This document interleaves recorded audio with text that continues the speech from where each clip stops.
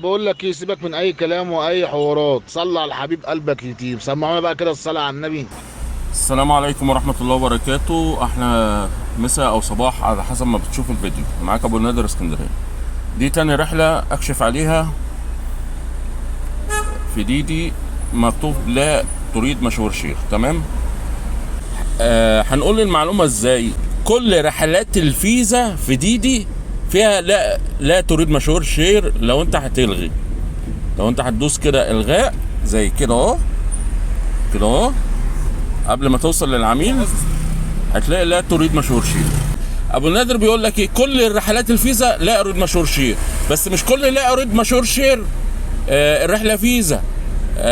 لا، ممكن تلاقي الرحله كاش بس عليها خصم. وبدليل الناس اللي صورت هو عمل تحصيل 2 جنيه. يعني اي رحله هتلاقي لا اريد مشهور شير والرحله طلعت له كاش عليها خصم. هنكمل الرحله سوا مع بعض لغايه ما نوصل للعميل وهنفتح الرحله.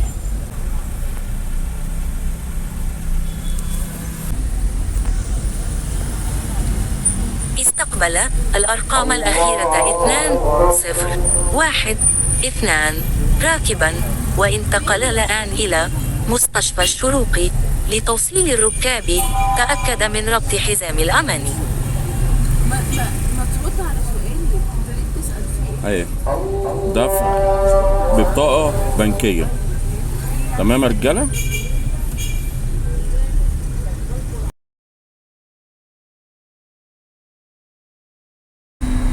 رحلتين ورا بعض اهو. لا اريد مشاوير شير. رحلتين ورا بعض لا اريد مشاوير شير. شوفوا الرحلة التانية كده. عليكم السلام ورحمة الله وبركاته.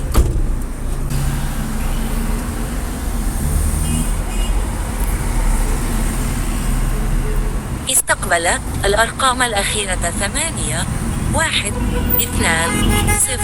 راكبا، وانتقل الآن إلى محطة قطار العصافرة لتوصيل الركاب. تأكد من ربط حزام الأمان. نوصل لنهاية الرحلة ونشوف الرحلة دي كاش ولا فيزا. هي كاش كده كده. كاش؟ كاش بس انت معاك عرض صح؟ معاك خصم تقريبا صح كده؟ تقريبا خصم 9 جنيه حاجه زي كده. تمام. اوقف دلوقتي وفي نهاية الرحلة هنسجل. مفيش مشكله. طب احنا وصلنا لنهاية الرحلة. انا سألت الراكب قلت لي في خصم صح؟ ماشي. 32 جنيه. نشوف التفاصيل. معنا أجرة المشوار 55 جنيه، خصومات الراكب 12 جنيه. تمام، يعني الراكب معاه خصم. تمام. دخلك 55 جنيه عشان انا شاري زيرو عمولة، فأجرة المشوار كلها باخدها. أجرة المشوار 55 جنيه، فدخلت كلها في الأرباح.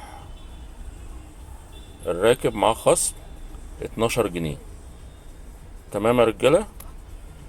كده الرحلات لا تريد مشاوير شير، يا إما فيزا يا إما مشوار في خصم للراكب.